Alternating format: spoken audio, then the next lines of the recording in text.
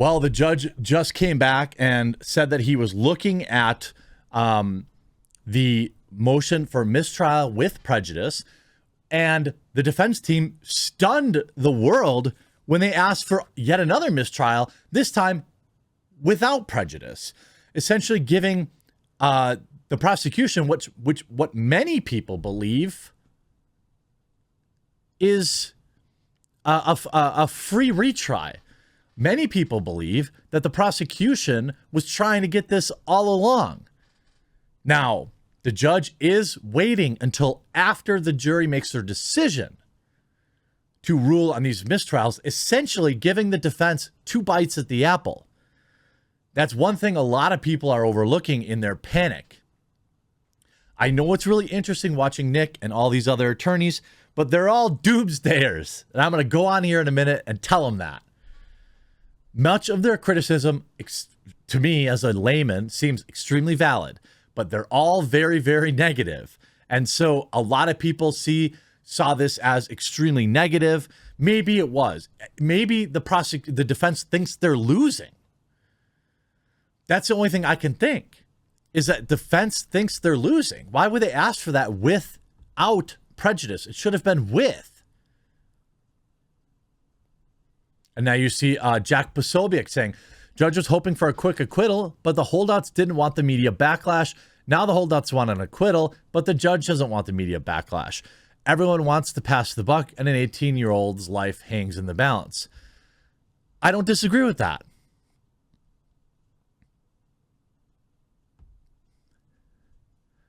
It should have been, they should have asked for it with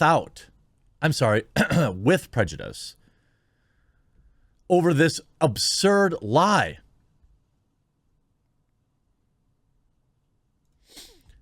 Let me break it down. Let me break down how he got caught lying in 4K.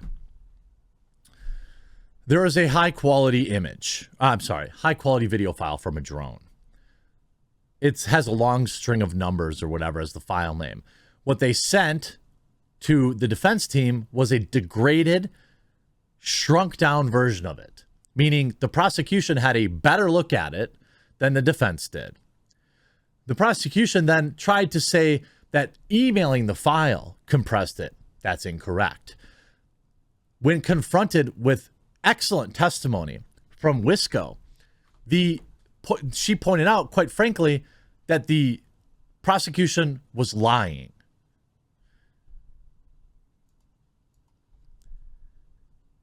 The prosecutor says, we did not alter the video evidence.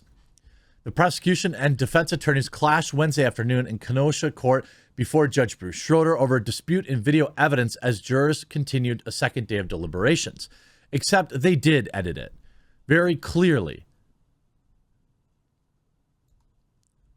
Prosecutor admits there was a, quote, technological glitch in sharing the footage. Here's their own words. Too heavily on, I guess, a technological glitch. Yeah, it's just a kid's life. And we should be focusing that this exhibit was played. The jury is asking to see an exhibit. It's just a kid's life hanging in the balance. And it isn't.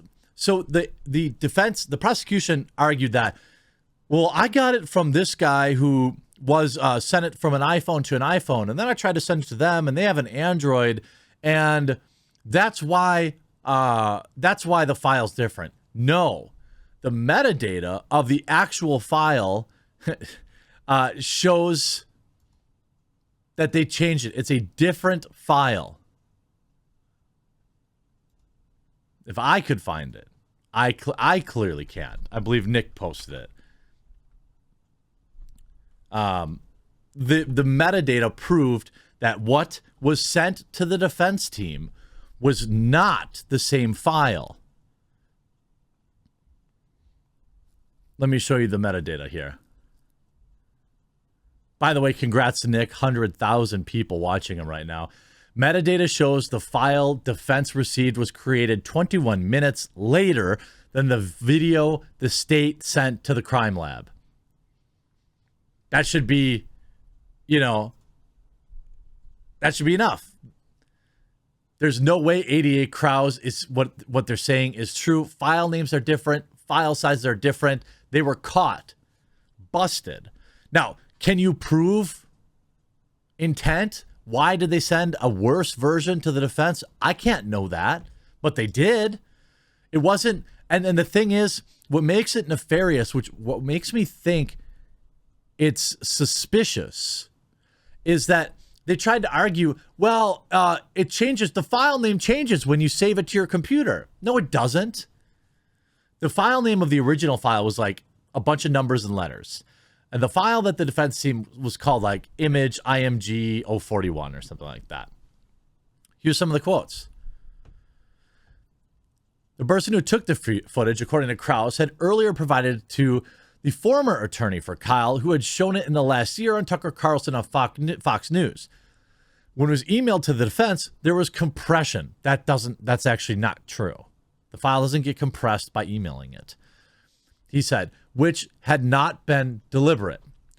Quote, if I knew how to compress files and do all the technology things, I'd have a much better job, Krause said, claiming that the prosecution had done nothing to alter the video file.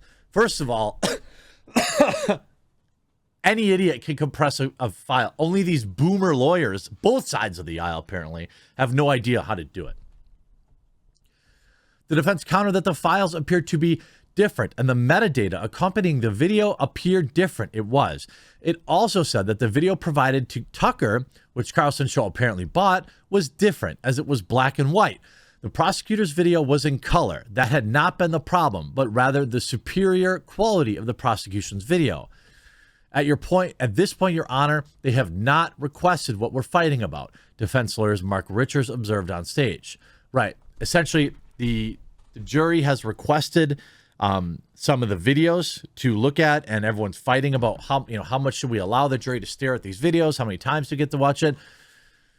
I'm of the mind, while everyone seems really pessimistic about this, I think the video evidence helps Kyle, doesn't hurt him. I don't care how much the jury looks at it. But I suppose you could argue that it would allow them to talk themselves into a guilty verdict, maybe. Earlier Wednesday, the jury sent in a question to the judge about whether it would be permitted to review video evidence in the courtroom or in private. The judge, while ruling that the video would have to be viewed in the courtroom with no others present, added that this was his nightmare scenario, where disputes about the video evidence could consume the trial. The court reconvened after the jury had asked two more questions about reviewing video evidence, focusing on three videos in particular, relating to Gage, who was armed and only wounded, luckily for him.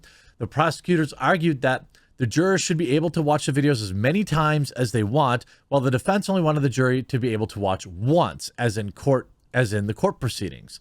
Now, this to me is a pretty stunning admission.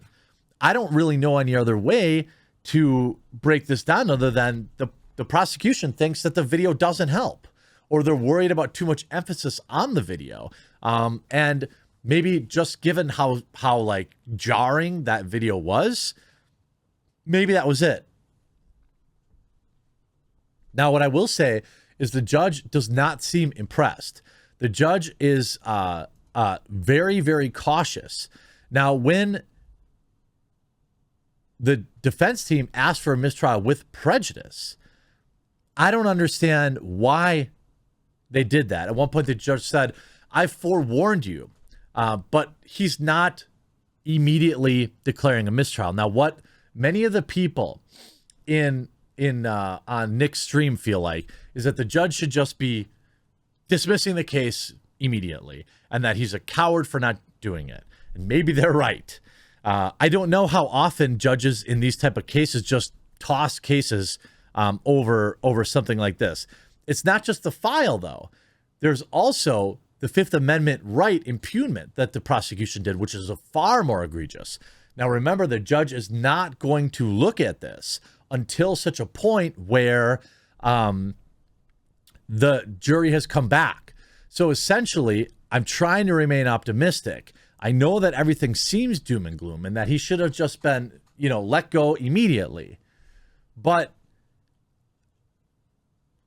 I don't think the judge wants to be the one overruling. He's giving the jury a chance, in my opinion, to make the correct decision, which is what I believe is across the board acquittals on all charges based on self-defense. I feel like the defense didn't do a great job breaking that down before they sent the jury out. But it's nuts. They didn't just send, it wasn't a technical glitch. It was a far worse video that was zoomed in, that was sent deliberately to the defense team. Was there malice? We can't know that. What is it? Can't ascribe malice, which what can be adequately explained with idiocy or something like that. But I don't know why they moved for one without prejudice. It should have been with prejudice again. It's insane. Insane. Defense, this video was the only piece of evidence that was not sent via Dropbox. What a coincidence. By the way, it was also hand-delivered to the doors of the prosecution from the drone company employee that is now suddenly out of business. Lots of suspicious stuff continues to happen in this case. I'll keep you all posted as things drop if you're unable to watch the live stream. I hope you're enjoying my coverage, and if you do, make sure you leave a like and you subscribe. We'll talk to you again probably really soon.